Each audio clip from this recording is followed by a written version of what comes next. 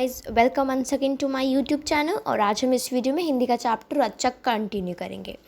देखिए, इससे लास्ट वाली वीडियो में हमने पढ़ा था कि जो छोटे भाई हैं वो बताते हैं कि जब छुट्टी मिल जाएगी हम पूरा परिवार एक साथ बिताएगा। तो उसके बाद से हम पढ़ते हैं। बड़े भैया जो थे वो फ़ौज में काम कर रहे थे और अपने बड़े अफसर की लड़की की शादी कर ली थी। मतलब एक बड़े अफसर थी जिनसे उन्होंने शादी कर ली थी। वह केरल की थी। पहाड़ों की ज़िंदगी क्या होती है उन्हें पता न था। एक और अम्मा उनके साथ कुछ महीने बिताने के लिए गई, लेकिन थोड़े दिनों में लौट आई। वहाँ की ज़िंदगी उन्हें रास नहीं आई। मतलब वहाँ की ज़िंदगी का उन्हें अच्छा नहीं लगा। मतलब वहाँ पे अच्छा नहीं था माहौल, तो वो वापस लौट आई। मेरे दिल्ली लौटने के कुछ महीनों बाद माँ की ओर से एक पत्र आया। अब वो तो बड़े भैया ने शादी कर ली थी।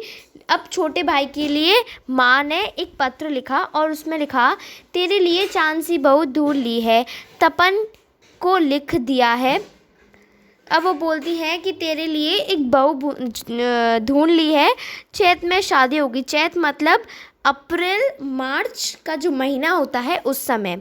चैत से पहले ही देश की स्थिति बिगड़ने लगी। शादी होने से पहले ही जो देश की स्थिति थी वो बिगड़ने लगी। पाकिस्तान से युद्ध था और युद्ध शुरू हो गया था। भैया उसी समय बांग्लादेश के मोर्चे पर थे, जासूस की तरफ कहीं।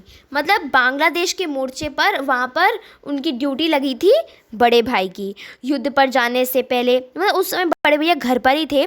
युद्ध पर जाने से पहले भैया मिलने आए थे। जब युद्ध में जाने से पहले जो भैया थे वो अपने छोटे भाई से मिलने आए थे।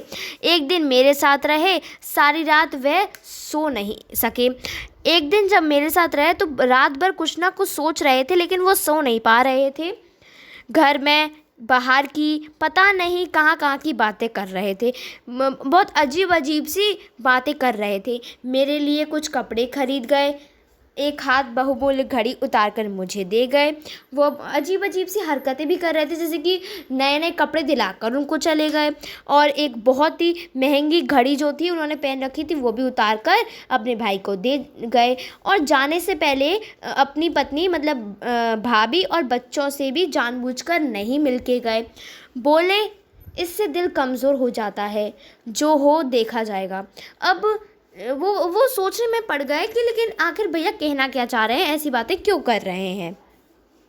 भाभी से और बच्चों से मिलकर जानबूझ के नहीं गए और बोलने लगे कि अगर मिल के जाऊँगा तो दिल बहुत कमज़ोर हो जाएगा।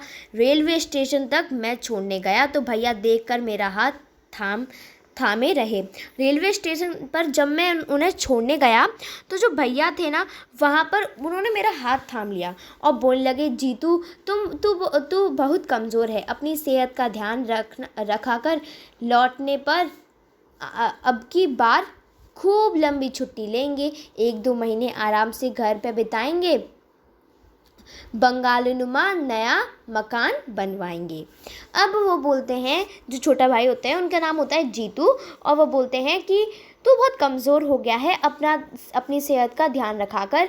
जब लौटूंगा अब की बार हम बहुत खूब लंबी छुट्टी लेंगे और एक बंगले जैसा नया मकान भी बनवाएंगे। जब ट्रेन चलने लगी तो मैंने देखा भैया के चेहरे पर एक अजीब सा भाव था। जब वो लड़ने जा रहे थे तो मतलब वो समझ नहीं पा रहे थे कि बात क्या है। और जब वो ट्रेन पर चढ़ गए और ट्रेन चलने लगी तो बड़े भाई के चेहरे पर एक अजीब सा भाव था। घमासान युद्ध की खबरें आती रही। मतलब जैसे जैसे युद्ध में और मतलब जो भी चीज़ हो रही थी वो सारी चीज़ें उनका आ रहा था। मतलब सब कुछ पता चल रहा था। भारतीय सेनाओं मुक्ति वाहिनी के साथ निरंतर आगे बढ़ रही थी। मेरी आंखों में नींद ना जाने कहाँ खो गई थी। वह जो छोटा भाई है जीतू, अब बताते हैं जब लड़ाई कर रहे थे तो सारी जानकारी हमें मिलते जा रही थी। तभी और पता नहीं मेरे को नींद ही नहीं आ रही थी, मेरी आंखों से बिल्कुल नींद चली गई थी, पता नहीं कहाँ खो गई थी। तभी एक रात तार मिला, लिखा था। तार मतलब एक रात एक पत्र मिला, उसमें लिखा था, मेजर तपन कुमार ढाका के पास ही किसी मोर्चे पर शत्रु से लड़ते हुए वीरगति को प्राप्त हो गए।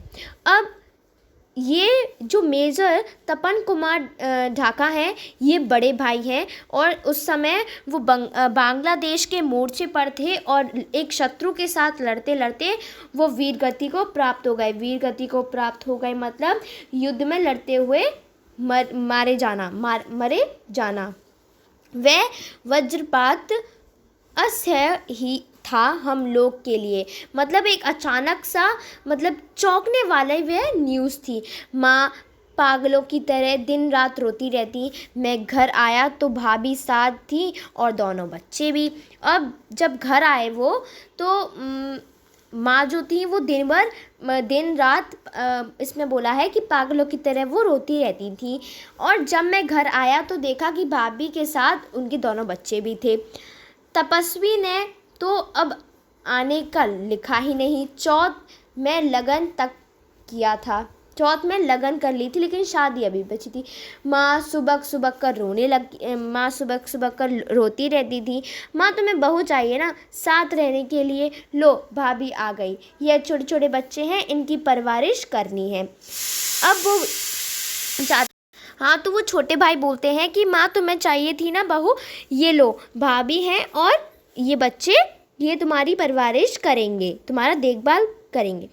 तो भैया तो चल बसे, पर क्या हुआ, हम तो है ना, हम आपकी परवरिश करेंगे। माँ चुप हो गई। माँ जब रोती थी फिर वो चुप हो गई इस बात को सुन के। अपनी होने वाली चांद सी बहू का जिक्र उन्होंने फिर कभी नहीं किया। वो कभी ऐसा नहीं बोलती थी। उन्होंने फिर कभी अपनी चांद सी बहू का जिक्र कभी नहीं किया। धूप में चमकता हरा भरा बगीचा मेरे सामने है। वह पेड़ अब बहुत बड़े हो गए हैं जो बाबा ने लगवाए थे। अब वो बोलते हैं बाबा जो पेड़ लगवा के गए थे अब वो बहुत बड़े हो गए हैं। 3-4 साल पहले बड़े भैया छुट्टियों में घर आए थे।